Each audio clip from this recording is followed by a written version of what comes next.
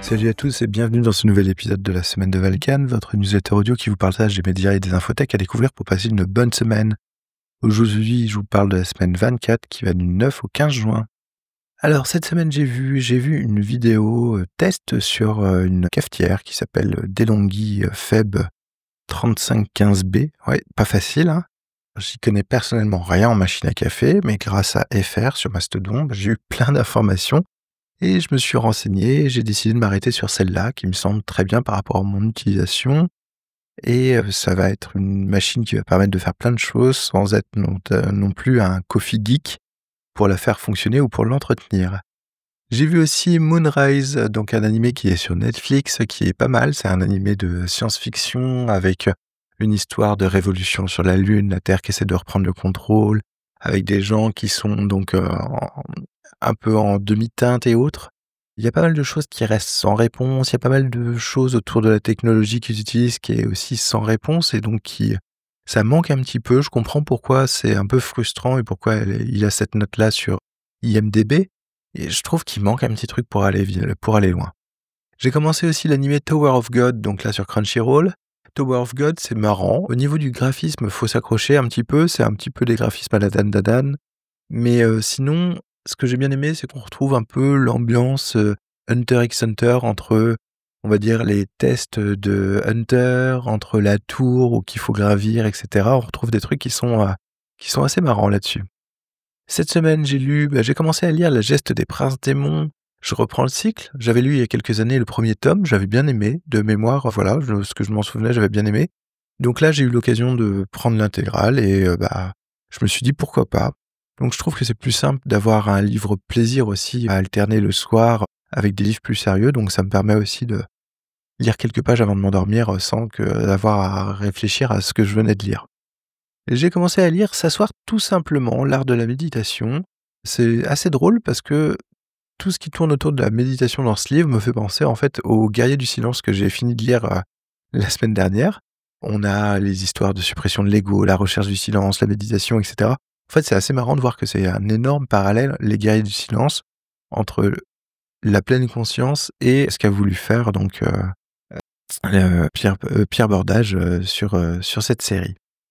Sinon, j'ai lu aussi donc The Data Domain Map Enigma, donc c'est un article intéressant pour essayer d'organiser et de trier les différents domaines de la donnée en entreprise. On y parle en fait de data gouvernance, mais on peut aussi voir un petit peu les structures autour du data mesh et une organisation dont on peut envisager des data products. Donc j'ai trouvé ça plutôt pas mal. J'ai écouté cette semaine Deux connards dans un bus, le bilan. Alors, j'ai beaucoup aimé leur épisode bilan, mais ce que j'ai vraiment tout de suite téléchargé, c'est l'épisode avec le psy du travail. Leur discussion a l'air d'être excellente, pleine de matière à réflexion. Ça m'a vraiment touché et j'ai vraiment hâte de me mettre à l'écouter. Notamment, c'est sur les espaces de conflictualité, les besoins d'expression des conditions de travail, etc. Faut vraiment que j'écoute cet épisode au plus vite. J'ai écouté Mythes et légendes, les loups-garous, alors c'est plutôt sympa. Des légendes de loups-garous de Dole et du loup-garou vendéen que je ne connaissais pas, donc c'est pas mal. Ensuite, il y a eu quelques petits soucis, il y a eu double pub, il y a eu double intro, donc c'était un peu bizarre comme épisode, je pense qu'il y a eu un petit raté là-dessus. Et j'ai écouté l'épisode de Tech Café sur les faux kangourous et les vraies vidéos.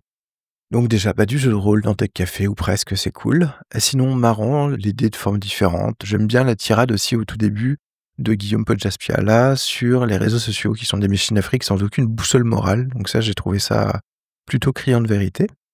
Et j'ai aussi écouté l'épisode de WWDC 25, le Lilas et autres.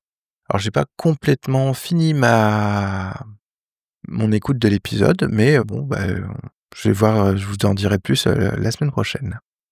Cette semaine, sinon, j'ai travaillé sur pas mal de choses et notamment j'ai travaillé sur déjà mon jardin numérique que j'ai entièrement revu. J'ai posté un article, une petite pensée en fait sur comment repenser mon jardin numérique, pourquoi j'avais l'impression de le faire mal.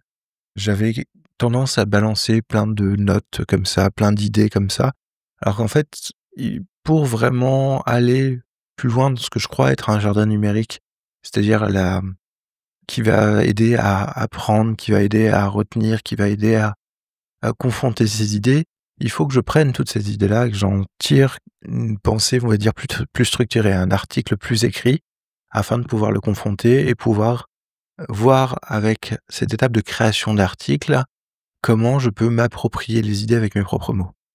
Et sinon, j'ai travaillé aussi sur un petit side project sur Node8, donc N8N, qui est donc un outil d'automatisation de workflow qui est très connu actuellement parce que déjà il y a une partie open source qu'on peut installer et il y a toute une partie sur les agents IA qui est extrêmement facile à mettre en place. Et donc là, j'ai fait un petit side project puisque je me suis rendu compte que ce que j'utilisais pour enregistrer tous mes bookmarks Mastodon dans Raindrop, donc il y avait un petit outil qui était à disposition en gratuit, GitHub, assez sympathique et qui s'est mis à ne plus marcher.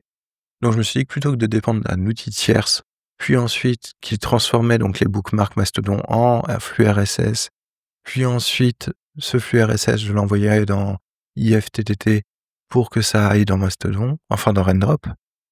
Plutôt que de dépendre d'un outil, je fais toute une petit flux d'automatisation qui prend directement les bookmarks pour les envoyer dans Raindrop et sans passer par des étapes intermédiaires et entièrement géré en un seul flux. Et du coup, je l'ai soumis aussi à la partie N8N Creator et il a été accepté, donc il est maintenant disponible si vous voulez l'utiliser dans les différents flows de la communauté.